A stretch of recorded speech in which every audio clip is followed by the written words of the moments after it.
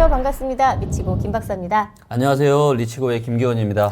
네. 한국 경제가요, 고용 위기라는 거센 찬바람을 맞이하고 있습니다. 실업률이 급격히 상승하면서 기업과 근로자 모두가 어려움을 겪고 있는데요. 오늘은 이 국내 고용 한파의 실태, 그리고 저성장 쇼크에 대한 문제로 함께 이야기를 나눠볼까 합니다. 최근에 네. 계속 뭐 제2의 IMF가 오는 게 아니냐, 막 네. 이런 말들이 계속 들려요. 네. 그 정도로 정말 위험한 건가요? 그 정도로 지금 굉장히 위험합니다. 제가 계속해서 이제 25년 하반기가 너무 위험하다 이런 얘기를 좀 드려왔었는데 네. 지금 최근에 또 발표된 이 지표를 보니까 진짜 진짜 큰일 났다 이거. 너무너무 지금 걱정이 됩니다. 너무너무 걱정이 돼요. 그래서 일단 지표를 좀 보시면 네. 매월 말에 발표하는 경기 점수가 있습니다. 경기 지수가. 그래서 경기 선행 지수도 있고 도행 지수도 있고. 근데 우리 현재 대한민국 경제를 볼 수 있는 게 생산, 소비, 투자거든요. 네. 자, 생산을 봤더니요. 생산이 몇 프로 감소했어요? 2.7% 감소했고요. 그 다음에 소비가 0.6% 감소했습니다. 자, 근데 투자는요. 설비 투자가 14.2% 감소했고요. 많이 감소했네요. 건설 기술은요 4.3% 감소했습니다. 자, 그래서 뭐예요? 생산, 소비, 투자. 대한민국 경제를 이루는 이 세 가지 축 전부 다 뭐예요? 다 지금 하락을 했습니다. 하나도 증가한 게 없는 건가요? 지금 없어요. 그나마 요거 기타 운송 그 안에 이제 장비- 생산 안에 뭐 기타 운송 몇 가지 것들이 있는데 그래서 올라간 영역도 있지만 전체적으로 봤을 때는 지금 다 트리플 감소라고 하거든요, 이거를. 그러네요. 4년 11개월 만에 거의 5년 만에 지금 최대 감소폭이라고 합니다. 아니 또 최근에 뭐 국내 고용 지표도 발표가 됐는데 굉장히 지금 안 좋다. 네. 근데 얼마나 안 좋은지 좀 얘기를 나눠볼게요. 네.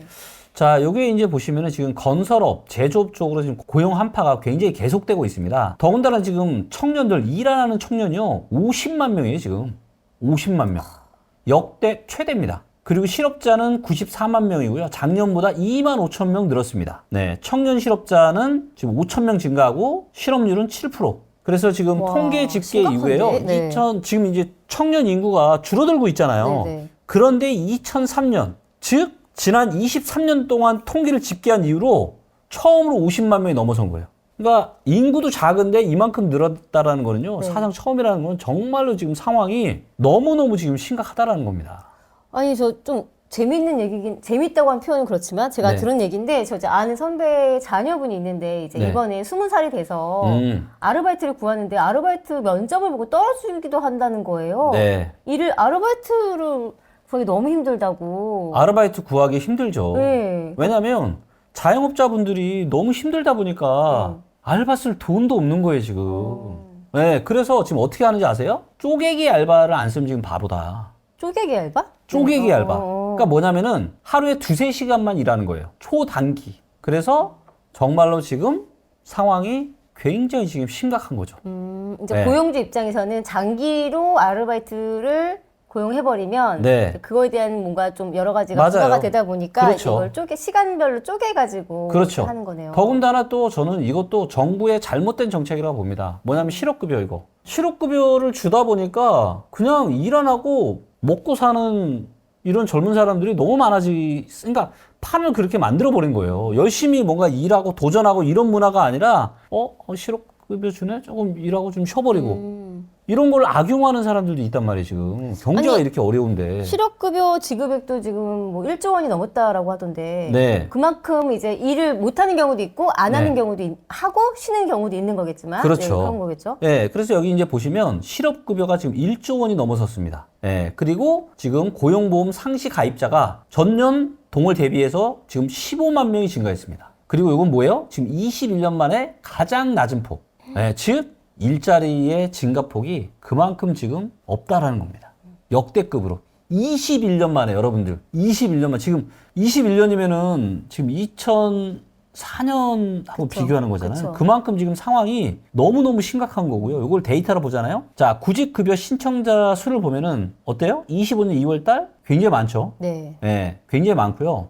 그 다음에 이 구인 배수라고 하는 게 있는데, 뭐냐면은 신규 구인, 그러니까 신규로 사람을 구하는 거, 나누기 구직하는 사람의 비율을 보여주는 거예요.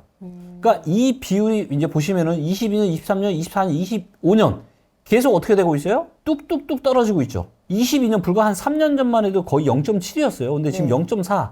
거의 반토막 가까이 지금 박살이 난 겁니다. 그 얘기는 무슨 얘기예요? 사람을, 그러니까 일자리를 구하려고 하는 사람이 있는데 구인, 즉 뽑는 사람을 22년, 즉 3년 전 대비해서 거의 반토막만큼밖에 지금 사람을 안 뽑는다라는 겁니다. 왜? 기업들이 상황이 너무 힘드니까. 그렇죠. 기업 자체도 뭐 본인들도 감소하고 축소하고 뭐 심지어 네. 매각하고 이럴 판에 그죠? 네. 그래서 요즘에 이제 기업 고민은요, 전부 다 뭐냐? 감원, 사업 매각, 부도, 다 이런 거죠, 지금. 그래서 여러분들, 지금 부동산 시장, 일부 부동산 시장이 네. 뜨거운 거 가지고 지금 또 막 계속 올라간다 이러는데요. 안을 뜯어보잖아요? 정말 지금 위험한 상황으로 가고 있습니다. 진짜 위험한 상황으로 가고 있어요. 자, 이거를요. 자, 저도 이 지표를 제가 최근에 보고 진짜 깜짝 놀랐는데요. 이 경기 선행지수랑 도행지수 지표를, 왜냐면 이거를 장기 시계열로 볼 수 있는 그것조차 별로 없어요. 네. 제가 한번 보여드릴게요. 자, 요게 이제 요 주황색이 경기 선행지수라고 하는 겁니다. 향후 6개월 뒤에 경제가 좋아질지 나빠질지를 이야기하는 거예요. 그 다음에 파란색이 뭐냐면요. 파란색은 경기 동행지수라고 해서 현재의 경기를 알려주는 데이터예요. 네. 자, 근데 최근에 어때요? 둘 다 꺾이고 있죠, 지금. 둘 다. 그러네요. 자, 그런데 이 경기 선행지수랑 도행지수는 이거예요. 자, 선행지수는 뭐냐면 앞으로 6개월 뒤에 경기가 좋아질 건지 나빠질 건지를 얘기를 하는 거예요. 도행지수는 뭐냐면 지금이에요. 지금. 자, 그러면 앞으로 6개월 뒤에 경기가 좋아진다라고 이야기하는 선행지수가 올라가요? 그러면 도행지수가 따라서 올라가는 게 맞을까요? 안 맞을까요? 맞겠죠? 맞죠? 따라가게 선행하니까. 자, 반대로 선행지수가 꺾이면 조금 있다가 도행지수도 내려가는 게 맞겠죠? 네. 그래서 선행지수가 먼저 움직이고 도행지수가 뒤에 따라가요. 한 번도 이거를 벗어난 적이 없습니다. 자, IMF 때도 98년 2월 달에 최악 찍고 주황색인 선행지수가 먼저 좋아지고 도행지수가 따라 올라가죠. 자, 나빠질 때도 선행지수가 먼저 꺾이고 도행지수 꺾이죠. 올라갈 때도 내려갈 때도 거의 비슷하게 움직이는데 항상 선행지수가 먼저 움직여요. 네. 네. 왜? 6개월 뒤에 경기니까. 자, 그런데 이게 벗어난 적은요, 역사상 딱 2번밖에 없습니다. 그때가 언제냐면 첫 번째가 바로 IMF 터질 때예요. 자, 보시면 IMF 터질 때 도행지수는 이렇게 계속 떨어지죠. 계속 조금씩 떨어지죠. 근데 선행지수는 올라. 말이 안 되는 거죠. 그러다가 선행지수가 이제 꺾이죠. 그리고 이제 완전 초전박살이 납니다. 자, 지금도 보세요. 선행지수가 23년 4월 달부터 계속 올랐거든요. 네. 이렇게 계속. 그럼 6개월 정도 후, 즉 23년 한 10월 달부터는요, 도행지수가 올라가야 되는데 올라가지 못하고 얘가 계속 떨어지죠. 계속 떨어지잖아요. 네네. 그러니까 뭐가 데이터가 안 맞았던 거죠. 자, 그런데 이제는 선행지수가 어떻게 되고 있어요? 확실하게 지금 밑으로 방향을 선회를 했습니다. 지금도 도행지수가 안 좋은데 선행지수가 이렇게 계속해서 꺾인다는 얘기는 뭐예요? 앞으로 6개월 뒤에 경기는 더 최악이다. 자, 이게 얼마나 심각한 거냐면요. 지금 상황이 제가 2008년하고 너무 똑같다고 제가 말씀드렸죠. 네. 자, 2008년에 금융이 터지는 2008년 3월 달이 얼마였냐면요.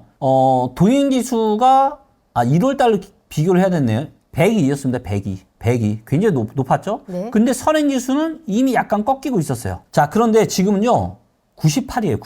98. 자, 98이 얼마나 심각한 거냐면요. 금융위기가 한창 제일 심각한 2008년 12월 달. 그 다음에 IMF가 터지고 나서 3개월 뒤 98년 2월 달. 이때가 98 정도란 말이에요. 오. 근데 지금 그래요. 근데 지금 제가 하반기 훨씬 더 위험하다고 말씀드렸죠? 네. 자, 그럼 하반기에 위험할 거다라는 지표가 이미 경기 선행지수가 꺾였죠. 얘가 지금 1월 달부터 지금 꺾인다는 얘기는 언제예요? 6개월 뒤면 7월 달부터죠. 7월 달부터 이제 경기가 꺾일 거라고 이미 이제 한국은행에 지금 경기 선행지수 그런 얘기를 하고 있다고요. 자, 그러면 얘가 얼마나 더 안 좋아지겠습니까? 그러면 코로나 때 이건 일시적이었던 거고, 이거 빼면요, IMF예요. 98.4보다 낮았던 적이 없었다니까요. 자, 그래서 지금 저는 진짜 올해 하반기가 너무너무 지금 심각할 거라고 보는 거예요. 자, 그런데 여기에는 한국만 있는데 여기에 더 심각한 게 있습니다. 자, 왜 제가 올해 하반기를 위험하게 보냐면 바로 미국 경기 때문입니다. 미국이 2007년 9월 달, 그리고 17년 만인 24년 9월 달에 B급 금리를 인하했잖아요. 네. B급 금리를 할 수밖에 없을 만큼 경제가 안 좋은 거예요. 그래서 B급 금리 인하하고 한 1년 정도 뒤에 미국의 경기 침체가 온단 말이에요. 자, 그래서 여기 보시면 얼마 전 나온 뉴스인데 미국의 지금 경기 침체 확률이 JP 모간 같은 경우는 지금 40%, 그 다음에 야데니 리서치는 35%, 골드만삭스 20%. 근데 연초보다 현재 3월 달에 경기 침체 확률이 올라갔어요, 안 올라갔어요? 다 상승했네요. 다 올라갔습니다. 와, 40%까지 받는. 최대 40%. 네. 그래서 올해 연초, 25년 연초보다 25년 3월 초에 지금 이런 기관들에서 바라보는 미국의 경기 침체 확률이 굉장히 많이 올라갔어요. 자, 그러면 안 그래도 지금 한국 경제 힘들어 죽겠는데 그나마 얼마 전까지 미국 주가도 좋고 뭐 경제도 뭐 하니까 괜찮았는데 만약에 미국의 경기 침체가 오면 미국 주가 어떻게 될까요? 미국 부동산 어떻게 될까요? 그리고 그게 한국에 어떤 영향을 미칠까요? 이거는요, 진짜 너무너무 위험한 상황이라고 봅니다. 그래서 지금은요, 여러분들 이게 너무나도 많은 분들이 이 결과만 가지고 이런 판단을 하시는 잘못된 이런 경향을 보이시는데, 제가 이제 정말 좋아하는 책이 있는데, 자, 이 책이 뭐냐면은, 인생을 운에 맡기지 말라는 책이 있어요. 이 책 혹시 안 읽어보신 분 계시면 꼭 한번 좀 읽어보셨으면 좋겠고요. 여기는 뭐라고 나와 있냐? 후회를 줄이고 성공 확률을 높이는 선택의 기술. 근데 이 책에서도 똑같이 얘기해요. 대부분의 사람들은요, 그냥 결과만 가지고 판단한다라는 거예요. 예를 들면 이런 거예요. 너무나도 많은 오류가 있는데, 예를 들어서 정말 이제 자수성가한 대단한 사람이 있어요. 근데요, 사람들은요, 그거에만 관심이 있지, 그 사람이 이룩해서 그 결과에만 관심이 있지, 그 사람이 어떤 노력과 과정들을 통해서 얼마나 많은 피눈물을 흘려서 거기까지 갔는지요, 아무도 관심이 없어요. 전망하는 것도 똑같습니다. 근데 그렇게 하잖아요? 안 돼요. 그거는 올바른 의사결정 프로세스가 아닙니다. 그래서 그러니까 모든 거는, 세상 모든 건 지금 확률 게임이거든요. 네. 확률 게임. 맞다 틀리다를 떠나서 확률 게임인데, 지금 확률적으로 뭐예요? 점점 지금 경제가 완전히 지금 어둠 속 암흑으로 지금 들어가고 있고, 그런 거에 지금 여진들이 지금 계속 발생하고 있고, 올해 하반기는 너무 진짜 위험해요.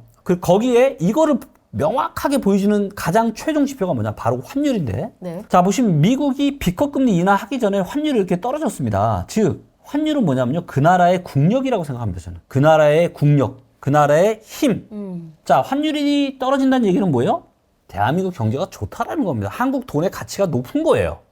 자, 근데 미국이 비커금리 인하하고 환율이 이렇게 올랐죠? 요게, 요 동그라미 친, 여기가 3월 달이었거든요?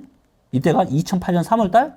그리고 이렇게 올랐죠? 자, 근데 지금은요, 한 21년 정도의 환율이 바닥 찍고 계속 지금 우상향하고 있습니다. 무슨 얘기예요? 한국의 지금 돈의 가치가 계속해서 떨어지고 있다. 즉, 한국의 경제 국력이요, 지금 계속해서 약해지고 있는 겁니다. 그런데 이런 상황에 지금 미국 침체까지 온다? 야, 이거는요, 진짜 2008년보다 훨씬 더 심각한 경제 충격, 부동산 시장에 충격이 올 수가 있는 거예요. 그런데 여기에 잠깐 지금 오세훈 시장이 토지거래 허가 해제한다는 이 단기 이벤트성, 이걸로 인해서 지금 올라가는 거, 그래서 계속 올라간다? 여러분들, 나중에 제가 따로 영상을 한번 찍겠지만요, 진짜 지금은요, 너무너무 위험합니다.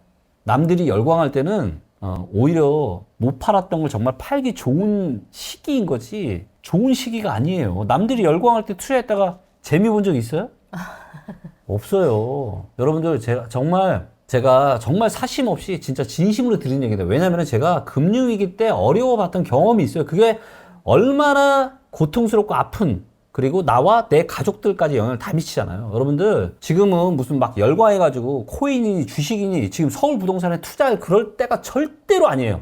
지금 무조건 현금 지키고 리스크 관리하고 대출 줄이고 이렇게 해서 하지만 위기 뒤에 오는 게 진짜 기회거든요. 네. 그래서 제가 말씀드리죠. 25년 가을 연말부터는 엄청난 기회가 올 수 있다고. 엄청난 하락 이후에. 그래서 엄청난 지금 기회가 오고 있으니까 지금이 기회가 아니고, 지금 엄청난 위기고 잘 준비하셔서 기회를 좀 잘 좀 잡으셨으면 좋겠어요. 그래서 정말 여러분들, 진짜 제가 아는 그냥 일반인들이 아니라 이 사업을 하시고 부동산 관련한 관계자들은요, 지금 초비상 상태예요. 지금 얼마나 지금 상황이 심각한데요. 진짜 꼭 좀 명심하셨으면 좋겠습니다. 좀 어쨌든 일자리에 대한 고용 한파, 거기에 네. 또 IMF, 제2의 IMF에 대한 위기설에 대한 경각심을 좀 가져라라는 네. 이야기를 좀 마무리해 주셨습니다. 한국 경제가 일단은 위험한 거는 맞는 것 같습니다. 그래서 하루빨리 이런 고용 시장도 안정이 되길 바라고요. 그래도 올 하반기는 좋아지겠죠?